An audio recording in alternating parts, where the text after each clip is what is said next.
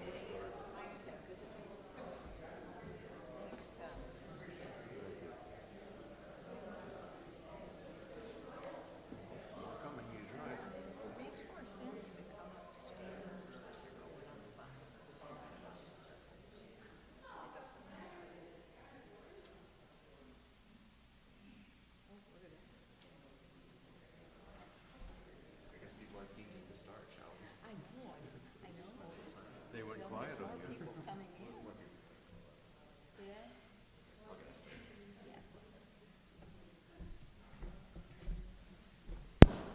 Hello there.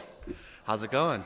Good evening. Thank you all so much for coming out. My name is Aaron. I am the music director here at First United and also the concert coordinator for Sweet Vibrations. We've had a wonderful series. I hope you all have had a wonderful, busy month like I have. We're winding down just a few more days. But we have a wonderful program tonight. We have Ageless Repertory Theatre here to share their couple plays with us. Before we get started, just a couple housekeeping things. If you need to use the restrooms, they are here to your left through the doors. Please stay after the show and have some refreshments provided by the church. Talk to the artist, say hello, thank you for putting on the performance and all that good stuff. We have one more performance to round out the season this Thursday. It's going to be an eclectic group, but it'll be really fun and cool. It's a duet group, a husband and wife, Brandon and Reagan Dodge, who play percussion and harp. And Brandon was here last week playing with the strings group. If you happen to catch that concert, he was really incredible. So that'll also be really fun. A lot of interesting, unique selections. And so, yeah, thank you all so much for coming. The last thing I like to mention is that, this concert series is free, but if you feel so moved, there is a box at the front and over here on the table. You can give some cash donations. That money just goes right back to the artists as a way of saying thank you for helping us put on this series. So with that all being said, thank you again, and can we please give a warm welcome to Ageless Repertory.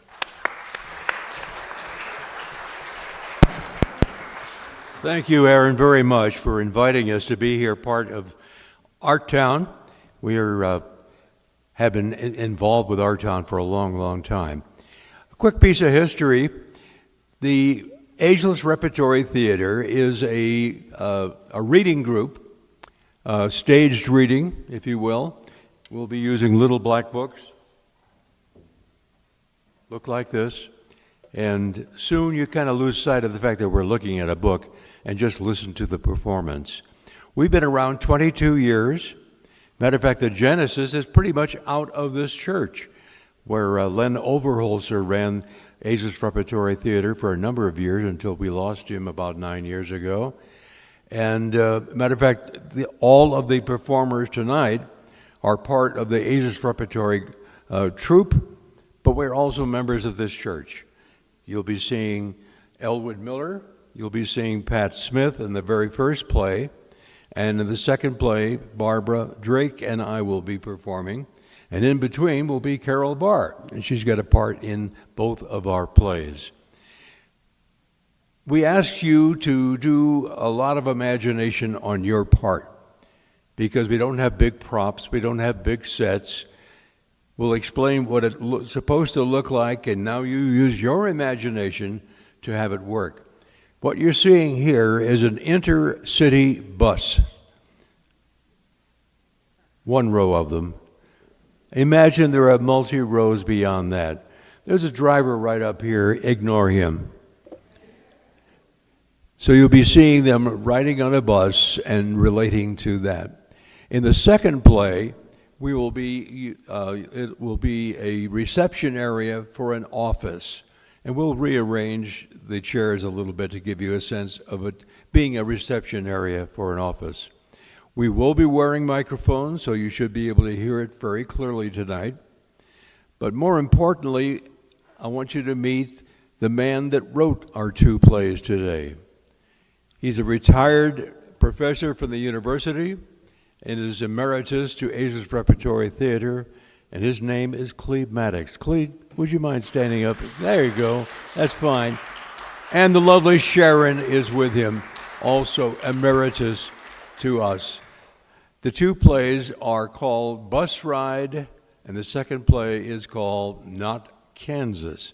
And I think you'll get a sense of what it's all about as we go along. So with that, we hope that you enjoy our presentation of Cleb Maddux' 2 plays, starting with Bus Ride. And we'll begin each play with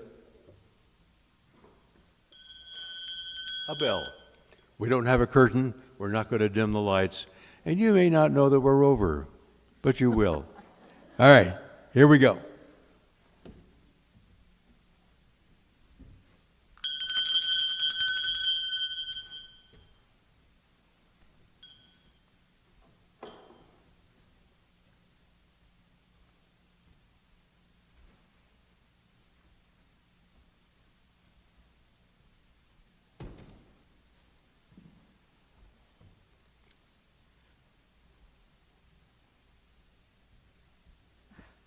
Well, don't worry about it, okay? Well, look- The bus driver said I could put it there as long as nobody else gets on the bus. Well, look, I mean, I wasn't worried. I just wondered why you didn't let the driver, put it in the luggage compartment downstairs. Because I want it back in one piece. That's why. That's a valuable guitar. So you're a musician. Oh, it depends. My father says a musician is somebody who makes music and gets paid for doing it, so that makes me about half a musician. Well, that's what your father says, but what do you say? Well, I say that not getting paid just means nobody can accuse me of having sold out. Well, you think a lot of musicians sell out, do you? A lot of musicians and a lot of everybody else. I see. Well, how old are you anyway? I mean, if you don't mind me asking. I'm 16. What of it? Well, I mean, I'm just curious, but I'm not exactly sure what you mean when you say sold out. If selling out is taking money for some work that you do, then, well, that includes pretty much everybody, doesn't it? It's not just taking money. So what is it then? Well, I guess it's doing what you do just for the money, even when you hate doing it. Now, that's what selling out is. Out of the mouths of babes. Hey, you better not be hitting on me. I'm nobody's babe. No, please. I mean, it's an expression. It just means young person. It means, it's remarkable to hear such a sophisticated idea from such a young person. Yeah? Sophisticated, huh? Okay, then. I guess it's all right. I am old enough to be your father, you know. Are you kidding? More like my grandfather. Just how old are you anyway? Well, it's really not polite to ask that, you know. Really? Well, you thought it was okay to ask me. I did, didn't I? Yes, you did. Well, my only defense is to fall back on social convenience. Well, listen, which holds that young people should be proud of their age while older people should be ashamed of theirs. Well, I'm not proud of my age. Yes, I know. Unfortunately, it's only older people who think fondly about youth. Almost all younger people wish they were older. Oh, God, that's depressing. Doesn't that mean that nobody's ever happy with their age? Well, almost no one. I mean, I think there's a very narrow window of age satisfaction. About age 21 to 25, I'd say. Oh, well, that sucks. I suppose it does. But if you think attitudes about age suck now, wait until you're 60 and see how you feel about it then. I can hardly wait. You say, a lot, don't you? Oh, I mean, well, I suppose I do. I never really thought about it before. Oh. What are you reading? A play. A play? Oh, all talk, nothing happens, that kind of play? Oh, really? Why read a play? Because I enjoy it. And because I teach it. Really? You're a teacher? Yes, yeah, I'm a college professor, actually. Oh, what do you teach? Oh, different ones. This one here. This is Othello. Oh, Jesus. Isn't that Shakespeare? You teach Shakespeare? Guilty as charged, I'm afraid. Oh, I don't mean to be rude, but isn't that awfully boring? Well, boring tends to be in the eye of the beholder, don't you think?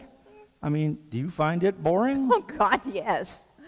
All that stuff about kings and dukes and stuff. Well, there are some royal characters in some of the plays, but that isn't really what they're about, you know. So, what are they about? Well, let me see. Jealousy, hate, lust, greed, incest, revenge, betrayal, pride, vanity, war, violence, suicide, death, and murder. I mean, all that boring stuff. Really? Absolutely. All those things and a lot more. Tell me, what's your favorite TV series? Well, I don't know. You know, one of the old vampire shows, I guess. You know, True Blood was good, or maybe The Vampire Diaries. And what are those shows about, other than vampires, I mean? Well, let's see. Jealousy, hate, lust, greed, all those other things you mentioned. Okay, I get it. Yes, you do get it. And quickly, too. You know, you're a bright young lady. Actually, sir, I'm no lady. No, why would you say that? Because I heard somebody say that in an old movie, and I've always wanted to say it myself. I've just been waiting for somebody to call me a lady so I could use it. Well, I guess in that case, I'm glad I could oblige. Yeah, but it wasn't as much fun saying it as I thought it'd be. I'm not surprised. It's been my experience that most things are more enjoyable in the anticipation than when you actually get around to doing them. Oh, geez, another downer from you. You mean nothing's ever going to be as much fun as you think it'll be? Who are you anyway, the ghost of crappy Christmases to come? Look, pay no attention to me. I shouldn't have said that. You're young, and there are many wonderful times ahead of you. If you say so. Oh, do you have a name? Yeah, my friends call me Larry. Oh, so what's everybody else call you? Just kidding. We don't know each other well enough to be friends, but I'll call you Larry anyway. You can call me Marion. Oh, so tell me, Marion, where are you in that guitar of yours? Where headed? And to meet my boyfriend. He lives in the city, and I'm moving in with him. Gosh, aren't you a little young for that? I don't know. Is there a rule about it that I don't know about? Well, no. And what about you? Aren't you a little old to be riding a bus? Well, my car broke down. But back to you for a minute. What about school? What about it?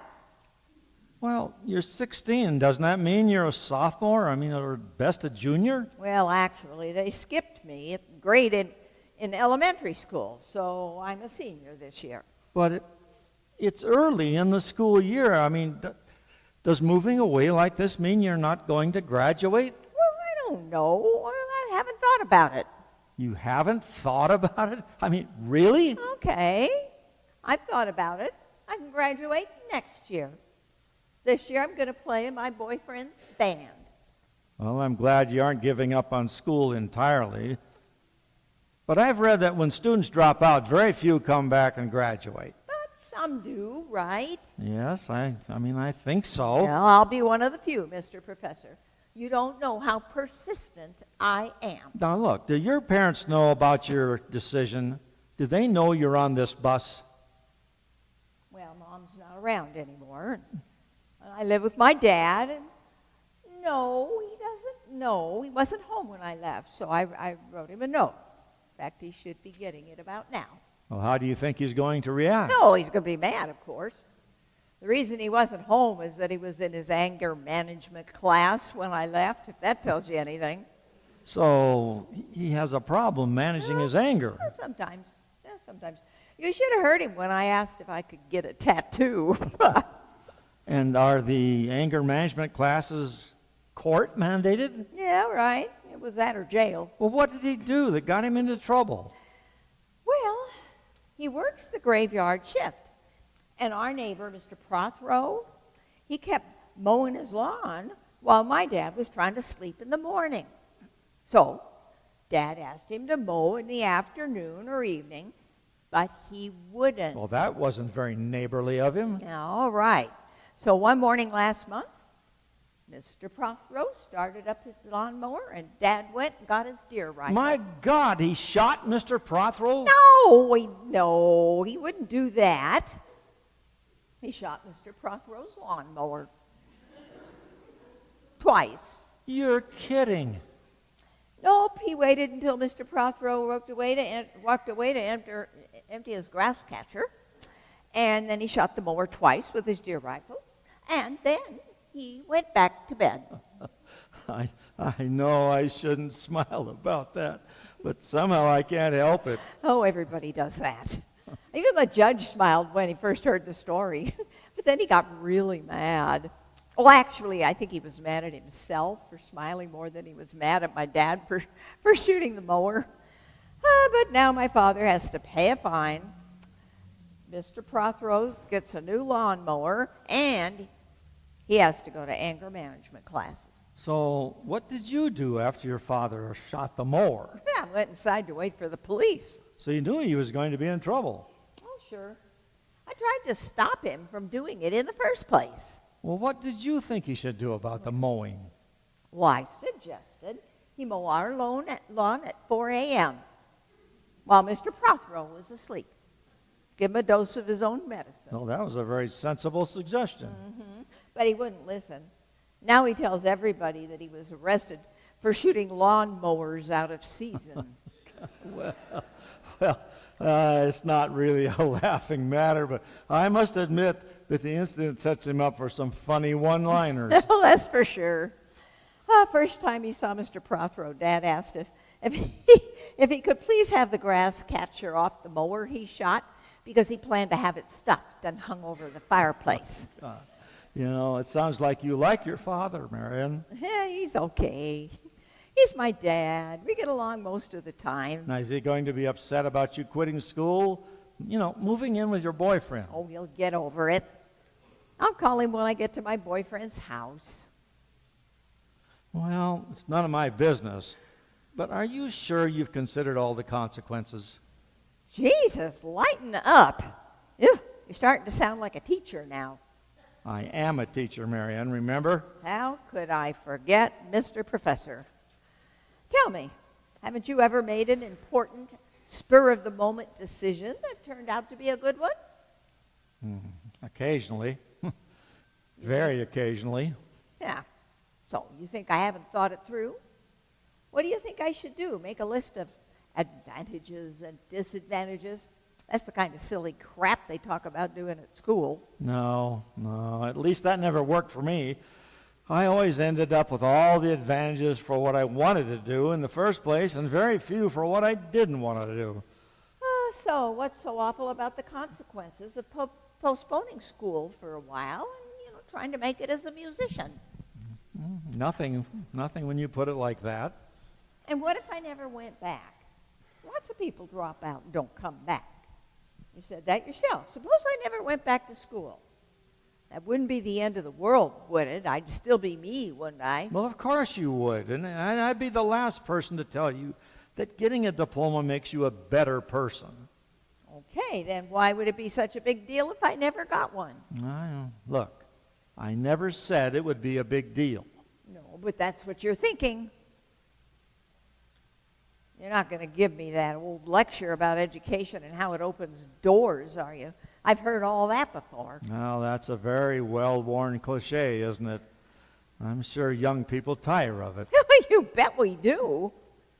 Please don't start again with the pessimism. I'm starting to think you really are a glass half empty kind of guy. Well, I suppose I am.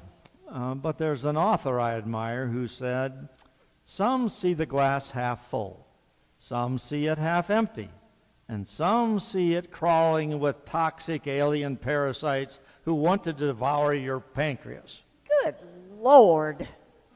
Who said that? It was a Canadian science fiction writer named James Allen Gardner. So you see, I like to think I'm a pessimist, but just the garden variety, just half glass, half empty type, not the full-blown toxic alien parasite type. Besides, somebody, I don't know, I forget who, once said that a pessimist is just an optimist with experience. God knows I've had my share of experience. Well, I could be wrong, Mr. Professor.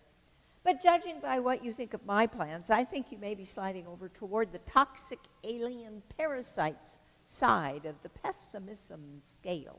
Oh, look, I have no right to judge your plans, Marion, and if I sounded judgmental, I apologize. Well, you don't need to apologize.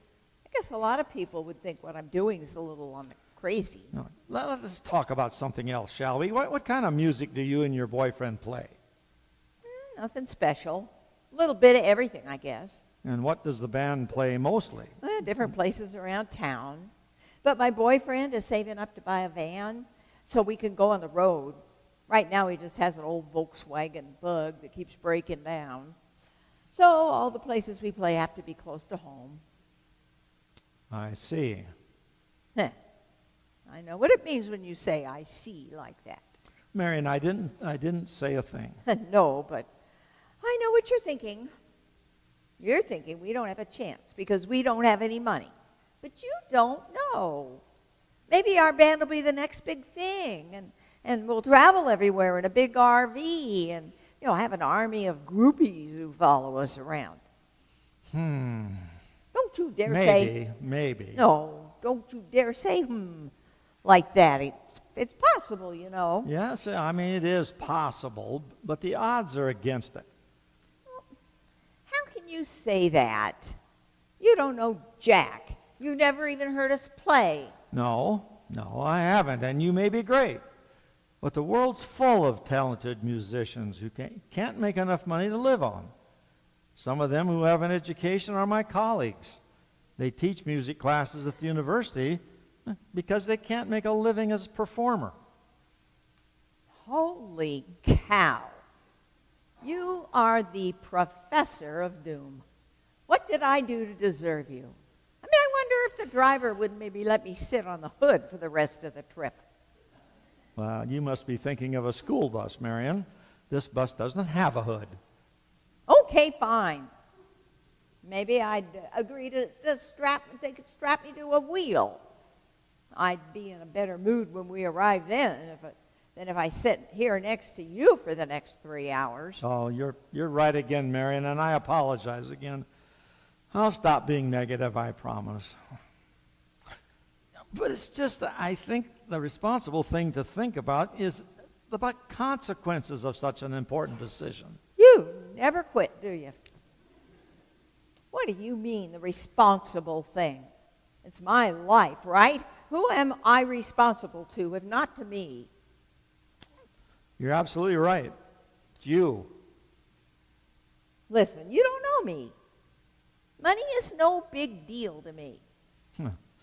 Well, Rita Davenport says money isn't everything, but it's right up there with oxygen. Never heard of her. And enough with the doom and gloom already. I mean, it's time. Right. I think we're coming to our next stop anyway.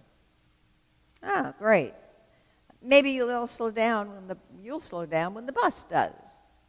And if you're such a hot shot professor, tell me what you're doing on this silly bus anyway. Well, my car broke down on the freeway, and the repair shop says it'll take a week to get parts.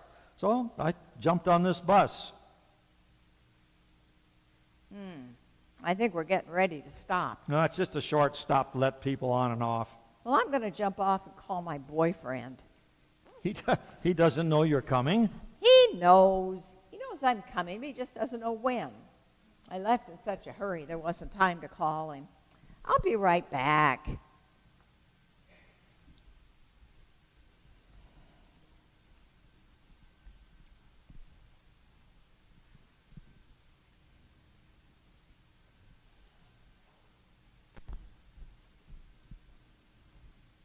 Nice wheels, Larry. Tell me that you're gathering material here for a new play? Helen, how in the world? Well, your daughter spilled her guts. She didn't want to, but I insisted. She told me your car broke down and you were taking a bus to her house. I checked the bus schedule, and this looked like the one you had to be on. So I drove down and waited for it to arrive. And guess what? Here you are. Damn, I asked her not to tell anyone I was coming. And why did you follow me? I explained the situation to you. Now look, there's really nothing more to say at this point. Well, there's plenty to say. Sorry, Larry. That's just not acceptable. You have to come back and finish what you started. A lot of people are counting on you.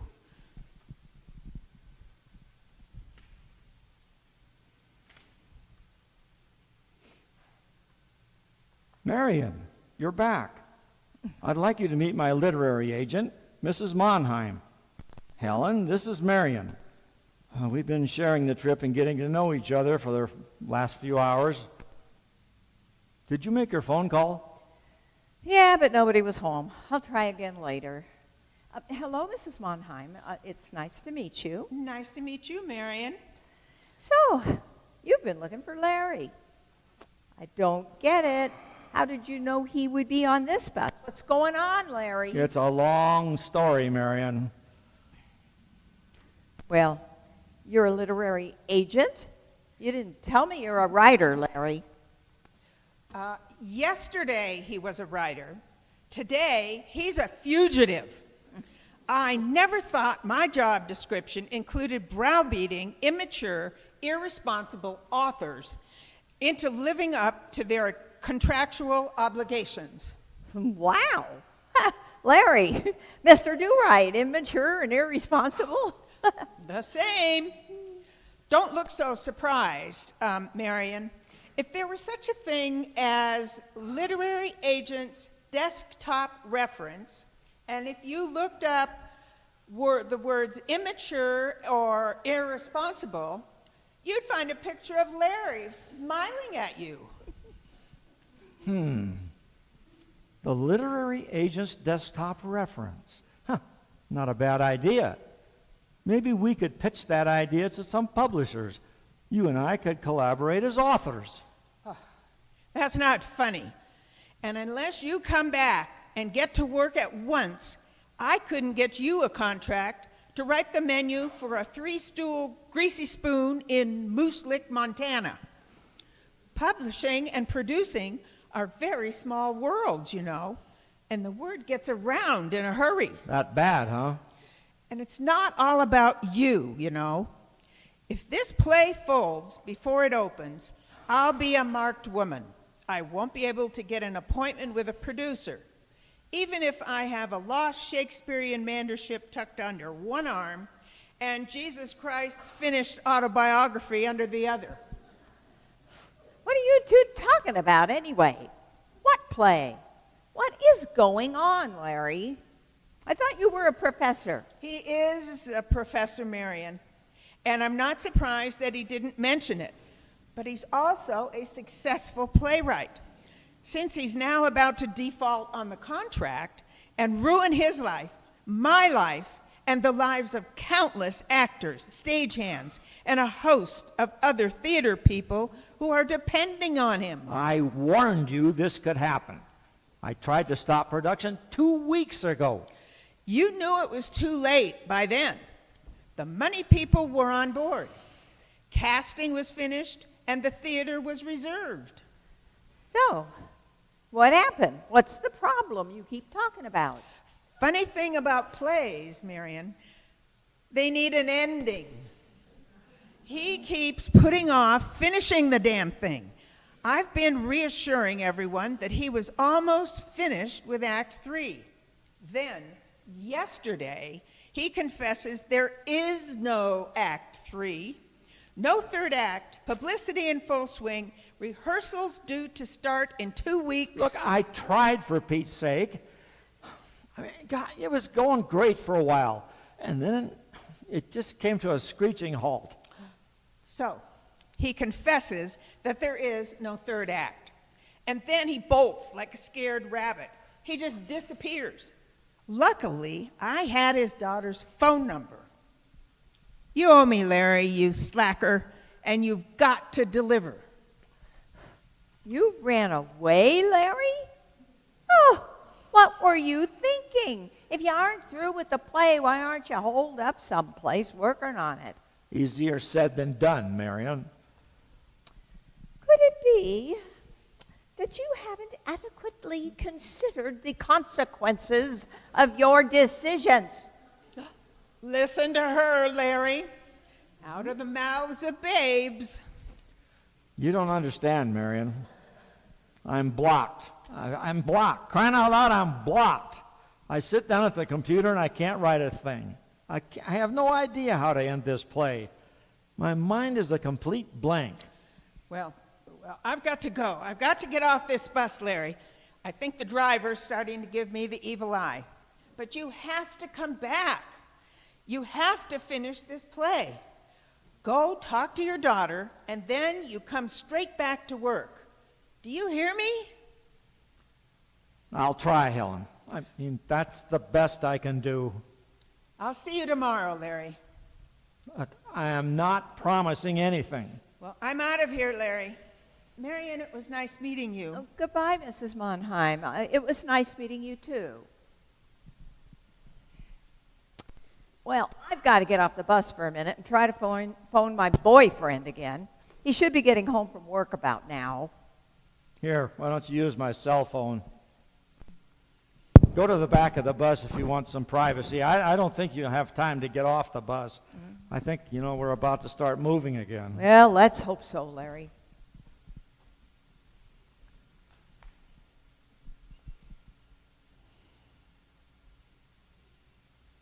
So what are you thinking, Marion?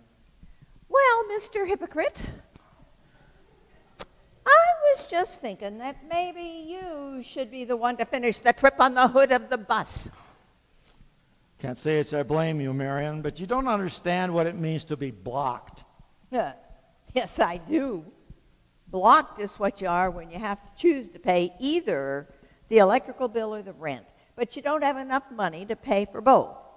Now, that's what it means to be blocked, Mr. Hypocrite. So don't tell me you're blocked just because you can't think of a charming way to end your silly play. Well, that's a little harsh. I mean, I get the point, but try to understand, Marion. Well, I understand that while you were telling me how important it is to live up to my responsibilities, you were running away from yours. Well, but that doesn't mean my advice wasn't any good, although I'll grant you the situation carries a certain air of hypocrisy. Oh, a certain air of hypocrisy, huh? Well, that's a good one. Actually, it reeks of hypocrisy. Now, come on, cut me a little slack, will you, Marion? I was only trying to help you.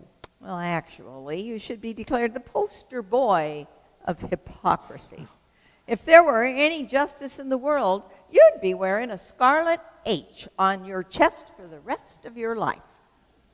So, you've been reading Hawthorne. Huh, good for you.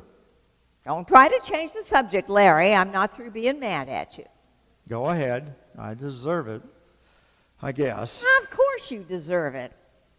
Not only are you risking your own future, but Mrs. Monheim says you're threatening the livelihood of a lot of other people Look, as well. I didn't plan it that way, Marion. It just worked out like that. Well, actually, you're a little like my father. The difference is that he shoots lawnmowers while you put people out of work. I'd say that makes you more dangerous than him. Maybe we need to get you into some anger management classes. Well, they're not out of work yet, Marion. And it wasn't anger. It was just frustration. Okay, then. Maybe we can get you into some quitters classes. And maybe a big Q for quitter is what you should be wearing on your chest. Could we pick this up later? I think I have some reading to do. Suits me.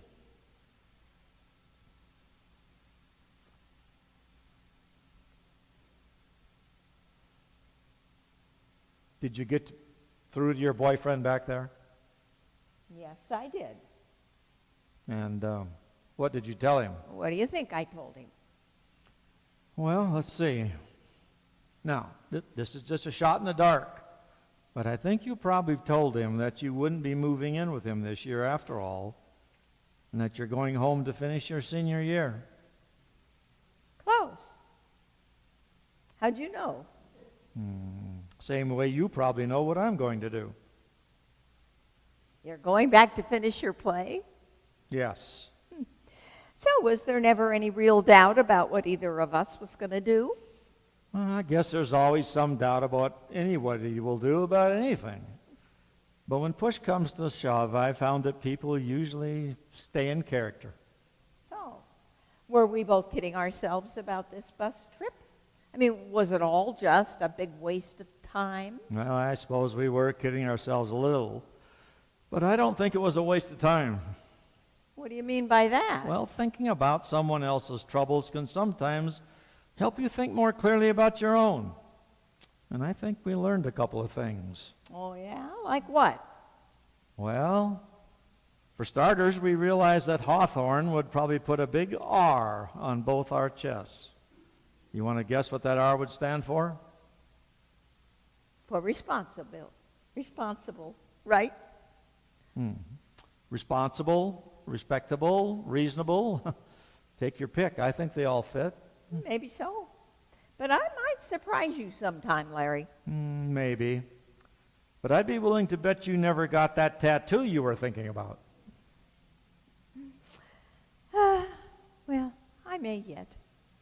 There are some other words that start with R, you know, words like rebel and rascal and risque, to name just a few. Yeah. Yes, but do you think those are the words that apply to either one of us, Marion? Well, it may be a little soon to know for sure about me, Larry. Nah, I don't think so, Marion. I've got you pegged. So, do you know what you're going to do about the third act of your play? I think so. The whole last act will take place on a long-haul bus. Oh, gosh, now where'd that come from? Really? You're not blocked anymore? Well, I won't know for sure till I get back home. But I don't think so. Oh, that's great, and I mean it. And what about you, Marion? Are you okay about going back to school? Well, it's not the most exciting prospect I can think of, but I think I am okay about it. By the way, don't call me Marion. Why not? I mean, isn't that your name? No. I never said Marion was my name. I said you could call me Marion. You don't think that I would give my real name to some old geezer that I just met on a bus, do you? Well, that'd be crazy. Well, that was very responsible of you, Marion. Yes, it was, wasn't it? My real name is Janice. Well, Janice, it's been quite a trip, hasn't it? It's been an experience, all righty. Give my regards to Mrs. Monheim. She does seem like a nice lady. I will, and she is. And give my regards to your father. And Mr. Prothero, of course. You know, I just thought of a good reason to finish high school. What's that, Marion? I mean, Janice. Well, don't I need a high school diploma to get into a university class? You know, like if I wanted to study Othello. Yes, you do. Well, that's all right then. Yes, it is, isn't it?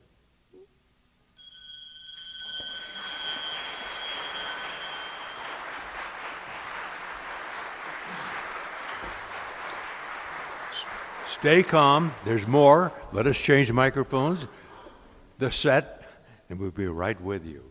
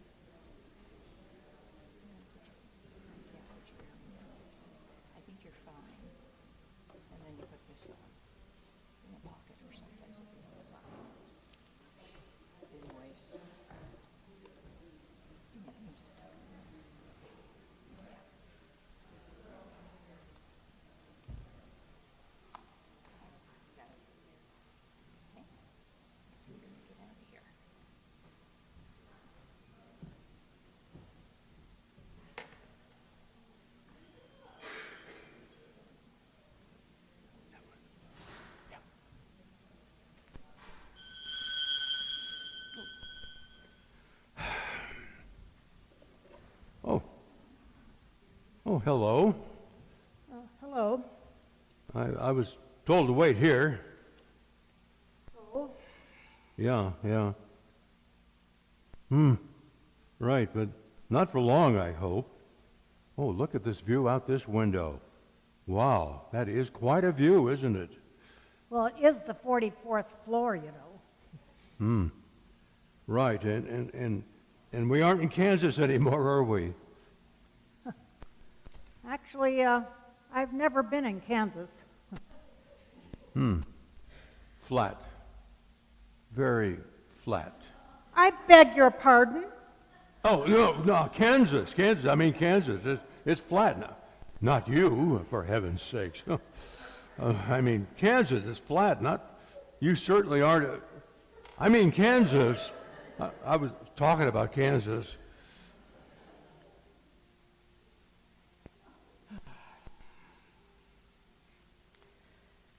It's flat, you know, farming, amber waves of grain and all of that. Flat. Kansas.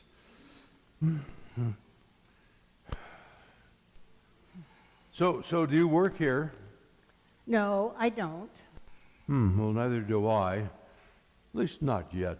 Anyway, but I think I will soon. Oh? I'm applying for a job.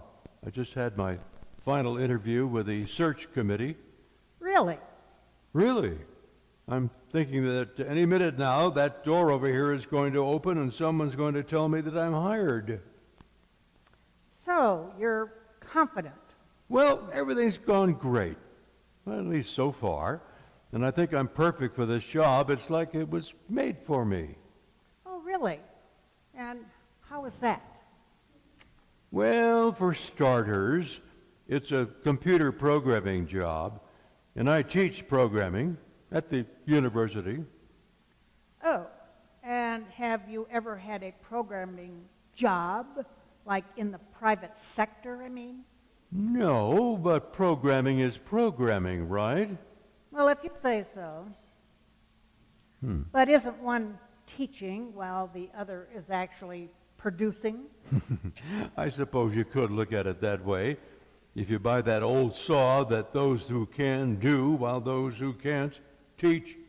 Your words, not mine. Listen, I'm really a good programmer. Are you? Yes, I am. I have years of experience. At the university? Teaching? Right? Yes, of course. What's wrong with that? There's nothing wrong with it. Oh, come on, tell me, what's wrong with being a teacher? What's wrong with the university? Well, it's not the same thing as business experience. I mean, what business experience have you had? Well, don't tell me you're one of those people who think that the only thing wrong with the university is that it needs to be more like a business. Well, I've never thought much about it, but now that you mention it, that would be a good thing. And why is that? Well, universities aren't exactly known for being service-oriented, you know. Oh, and businesses are? Well, I'd say so, generally speaking. Really? Now, yesterday, I called my internet service provider. The phone tree put me on hold, blasted musical trash and mush into my ear for 25 minutes, and just when it was my turn to talk to a human being, it mistakenly hung up on me. Now, is that the kind of service you're referring to? Well, that's not typical, you know. And then when I called back and went through the same thing all over again, I was eventually connected to a gentleman in New Delhi who spoke only pidgin English, who told me that his name was Howard. Well, of course, there are exceptions. Exceptions? Tell me, have you never stayed home from work because you scheduled a visit from a service guy who never showed up? Well, yes, but that's not the general rule. How about this scenario? You go into a store, you march up to the counter, you begin to state your business when the phone rings. The clerk cuts you off at mid-sentence by snatching up the phone and giving 10 minutes of his full attention to the person online who was sitting at home in pajamas, while you stand there fuming. You, the person who went to all the trouble to get dressed, look up the address, fight the rush hour traffic, and come in with money in hand. All right, there will always be a few bad And apples. don't get me started on the airlines. Ever spend hundreds or thousands of dollars to go from point A to point B, only to be told you're not only not going to point B in the foreseeable future, but you're going to sleep at the airport that night? And that makes you a little bit irritable. You must be a nasty, unreasonable ass. All right, enough. You've made your point. Not all businesses are models of courtesy and efficiency. In fact, most people are amazed if they're treated with real courtesy by any business.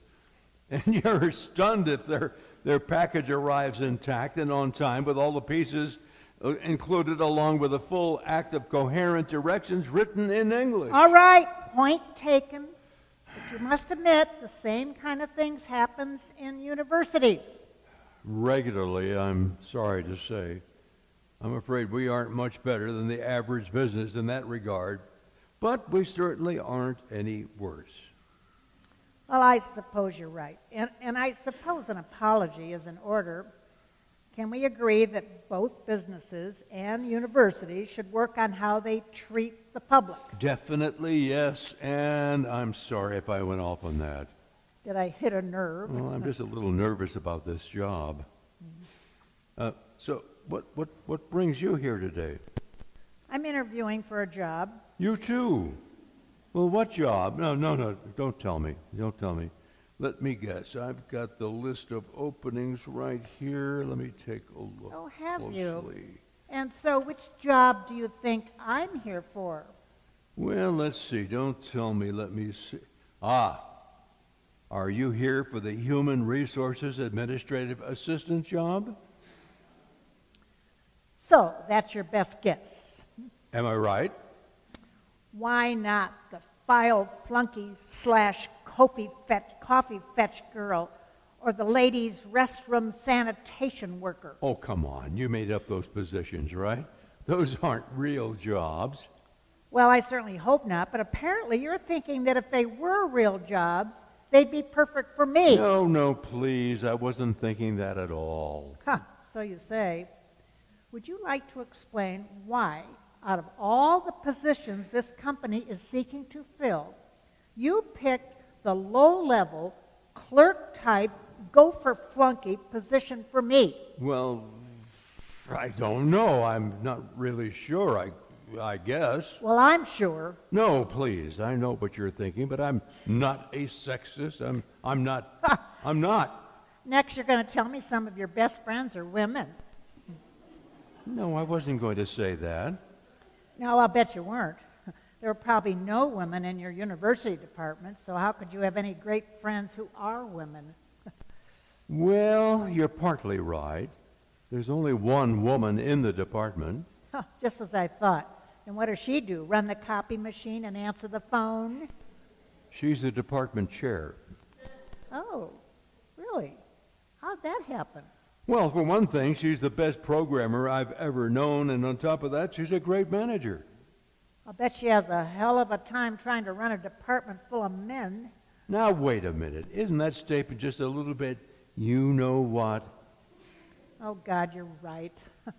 I suppose another apology is in order. Oh, don't worry about it. I'm not offended. Well, listen, don't get too pleased with yourself. You're still not off the hook for assuming that I was here for the job of Girl Friday. I'll admit that was tacky, and I'll apologize if you're willing to admit that not all sexes are men. Granted. Reluctantly. Okay. So, which job are you here for? Why do you want to know? Just curious. Well, I'm not sure I want to tell you. Why not, for heaven's sake? Well, already I know you well enough to know that if I tell you, you'll want to talk about it. Oh, come on. How can you know that? You're the type who wants to talk about everything. Why would this be any different? It's not true. I don't want to talk about everything. What makes you think I want to talk about everything? I rest my case. No, really, you must have a reason for saying that. I've only known you for 10 minutes. Already we've both apologized twice. I've talked to you more in 10 minutes than I've talked to my therapist in the last 3 months. So you have a therapist. What's that like? I've always wondered. You see, we're talking again. Next, we'll be discussing my childhood and analyzing my recurring dreams. Do therapists really do that? Or is that only in the movies? Look, I don't want to hurt your feelings, but I don't want to talk anymore. Let's just read our magazines and books and wait to be called, okay? Okay. Sure.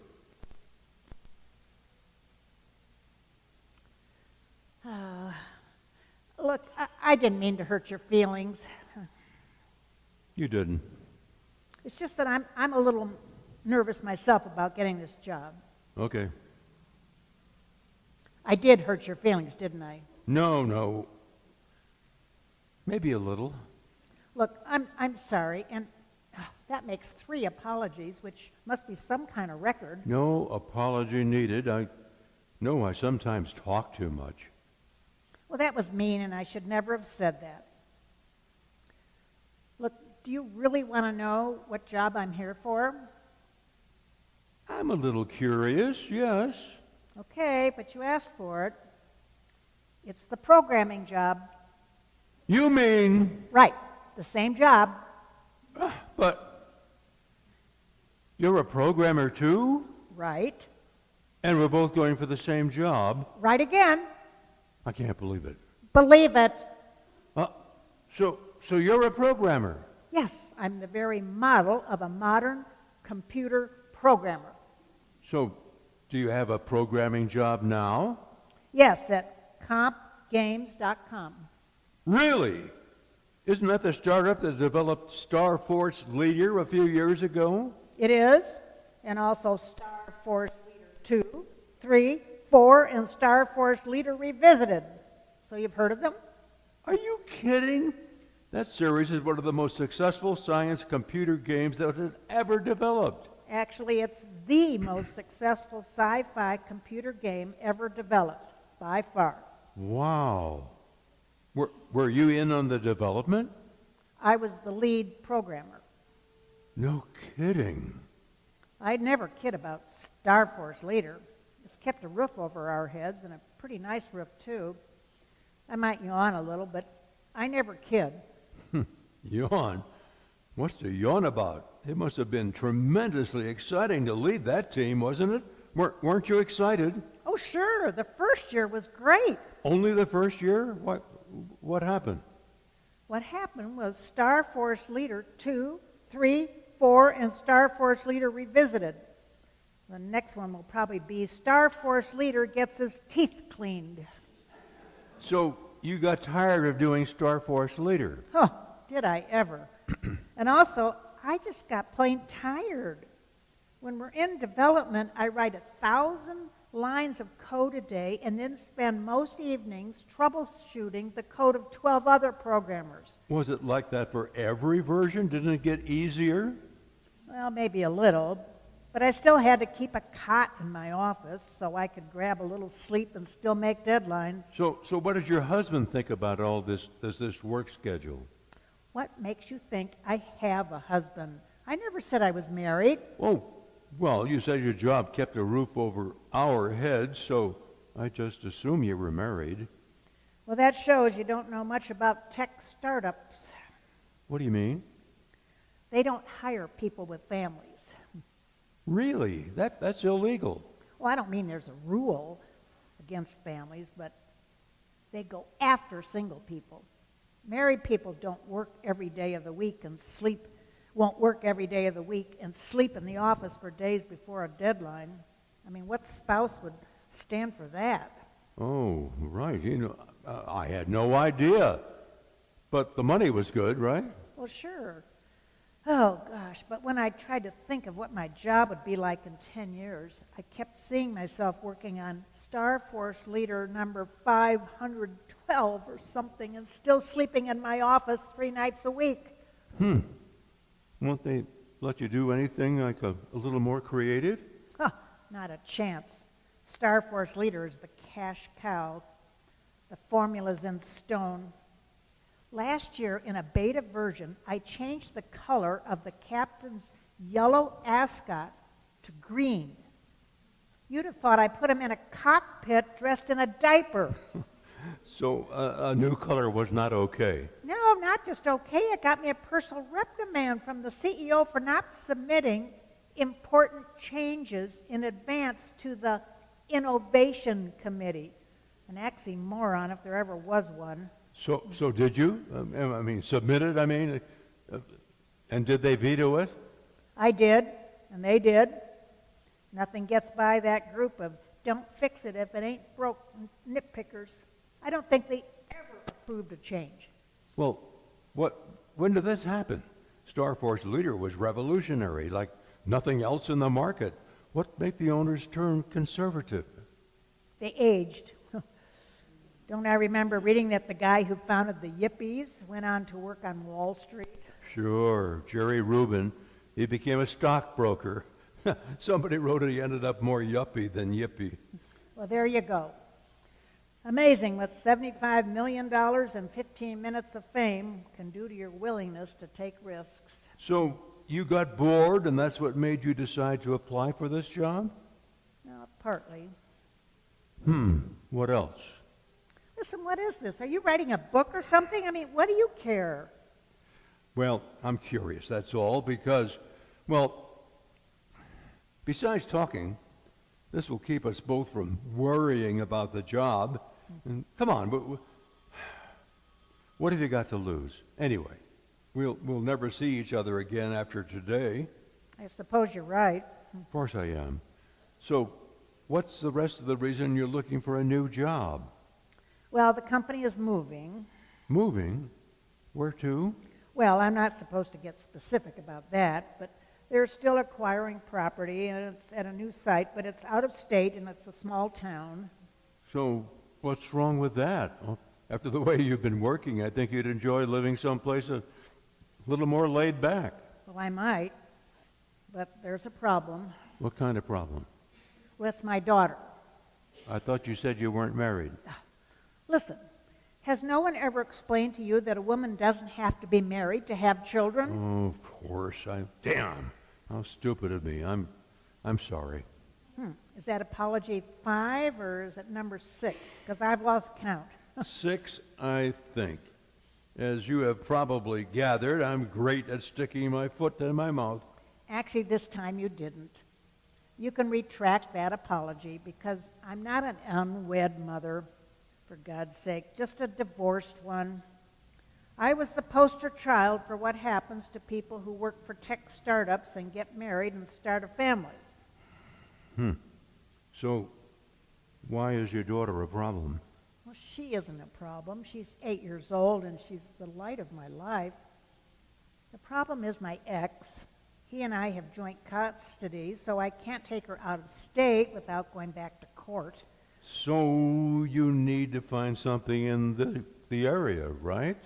Unless I want to restart the battle royal, and I don't think I could face another round of that. I take it that it wasn't altogether a friendly divorce? A friendly divorce?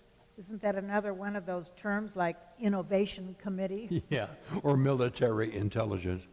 Or my personal favorite, adult male. Touche. So, yours wasn't friendly, I mean. By comparison, World War II was a minor disagreement. Oh, sorry to hear that. That's number 7. And don't be sorry, it's water under the bridge.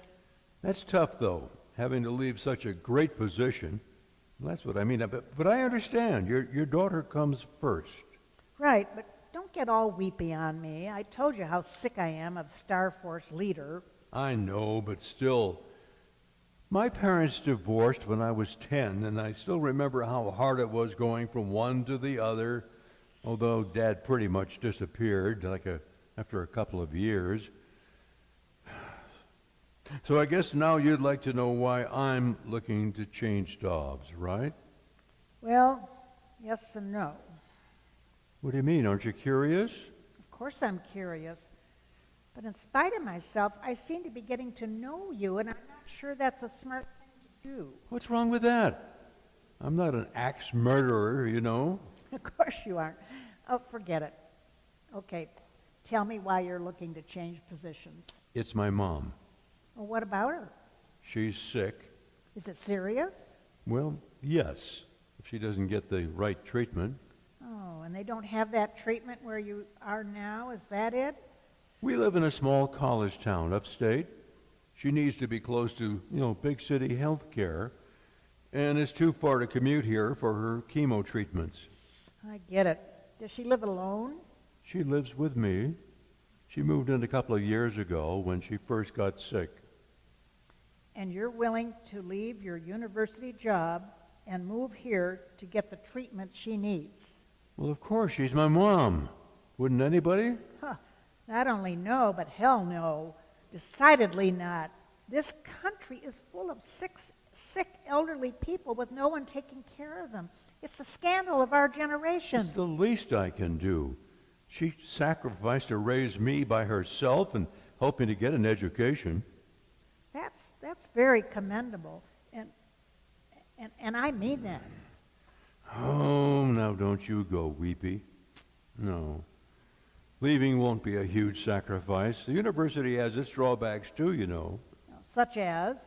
Well, think about another oxymoron, wealthy professor. Ah, so you're not getting rich.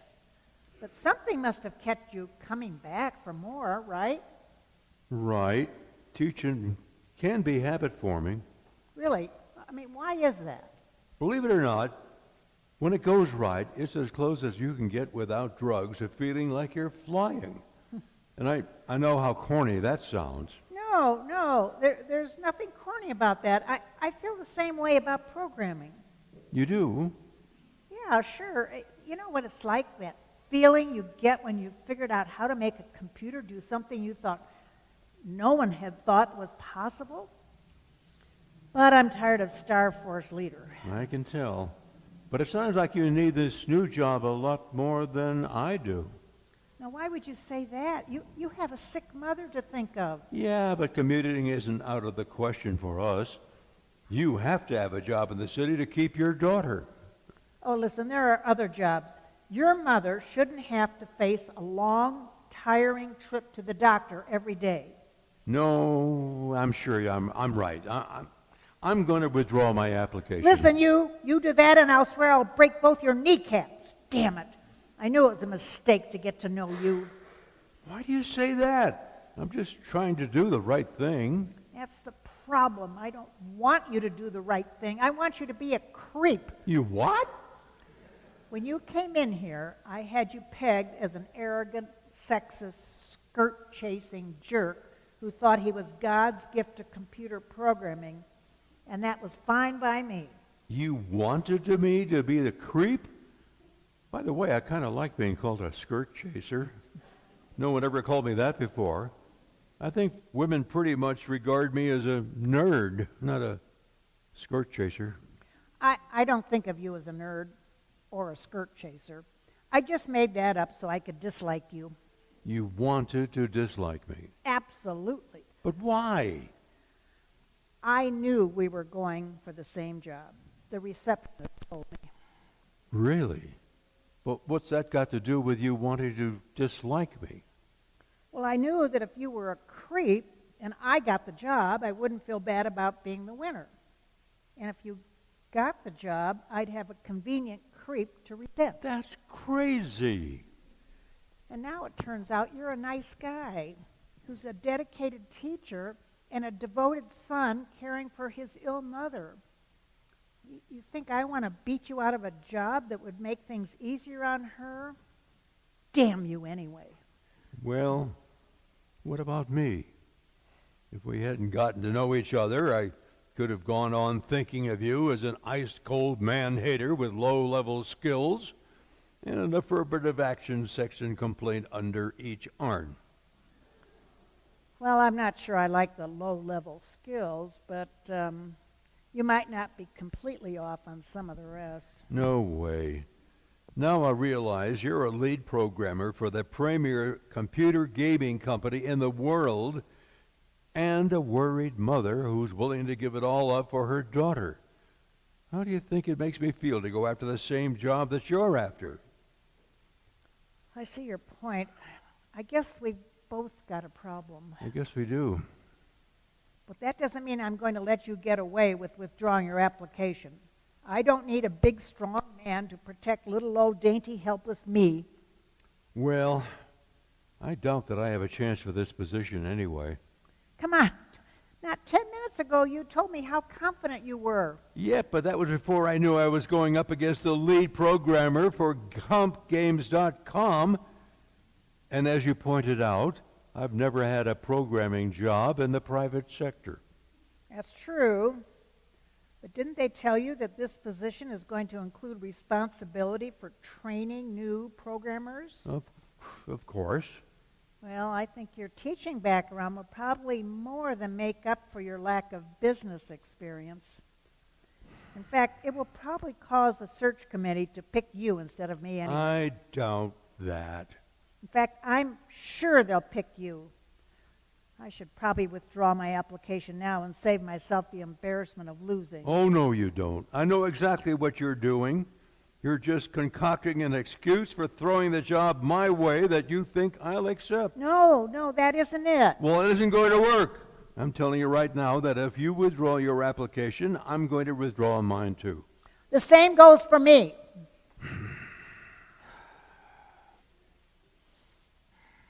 We really do have a problem, don't we?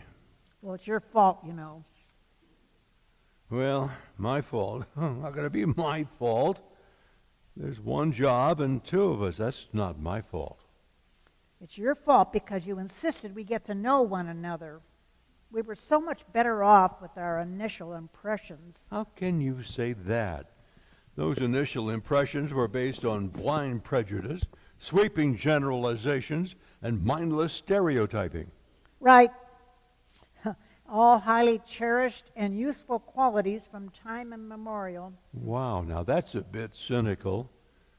How in the world could prejudice and stereotypical thinking be useful? Well, how else could we get people to march off to war or join a political party? How else could we teach kids to beware of strangers or avoid touching stoves because they just might get hot? I never thought of it like that. In any case, thanks to you, we no longer have the luxury of blindly and stupidly disliking each other. I don't think we should call that a luxury. Well, call it whatever you like. But you have to admit that getting to know each other has seriously complicated the entire process of coming here to apply for this job. Well, I see your point, but still, I'm glad I met you and got to know you a little. Oh, so here it comes. Are you really going to hit on me now? No, well, maybe a little. I have to live up to that skirt-chasing label you pinned on me, don't I? Oh, my God, I've created a monster. You're entirely too proud of that label, you know. Just forget I said it. Okay, but when all of this over, do you think we could have coffee or something? Well, define or something. I don't know. Dinner might be nice. Well, maybe not. I'll have to think about it. Why? What's to think over? Well, I lead a pretty busy life, you know. I don't have time for Caesar salad and footsie. I hate Caesar salad, and I don't have the slightest idea how to play footsie. I'm sure you're busy, too. Well, sure. But we both got to eat, right? I suppose. So let's do it together once. It's just a meal, you and me together. You and me together? That sounds pretty, those words are pretty scary, Buster. Oh, come on, take a chance. Like I said, maybe not. And what makes you think we'll both want to get together after today? I mean, one of us is going to get the job and the other one isn't. I know, but I can take it if you can. And I think the job is yours. I don't agree. I think your teaching background will make you the one they hire. Well, time will tell. Now, let's make a deal at this point. Let's agree that whoever gets a job will call the other person to set up a dinner. Oh, all right. But you better write down my number because you're going to need it. I don't think so. I think you will be the successful one. So it'll be up to me to be a good loser and up to you to make the phone call. We'll see. Any moment, that door over there is going to open up and the receptionist is going to call the person that they've picked to come in to meet the committee with the other programmers. How do you know that's the way they do it? Well, the receptionist told me. She said the committee always calls the successful applicant first. That way they can put off breaking the bad news to the loser. Well, it's out of our hands, and for your daughter's sake, I hope it's you they pick. And for your mother's sake, I hope it's you. Oh, you too. The committee's ready. They'll be meeting with both of you. The first one they'd like to talk to is, wait a minute. Oh, I've got them out of order. Where is that? It's one of you.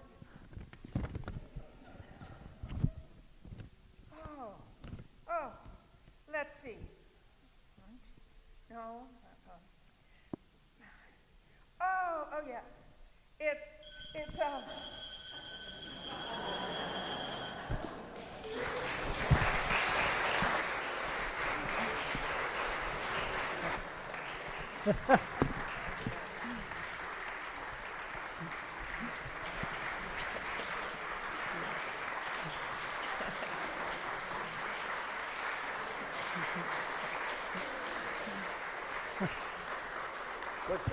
Well, we did it. You have been a great audience. Thank you so very much for being with us tonight. We perform 11 shows a year, September through July, and take August off at Reno Little Theater.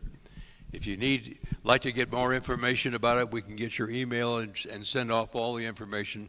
We have our plays all set for next year, starting in September. And there are a variety of plays. Some are very funny, some are poignant, some are local, like with Cleb. And again, Cleb, thank you so much for letting us do your 2 plays tonight. In the meantime, we have refreshments all together for you. Come on down, let's chat.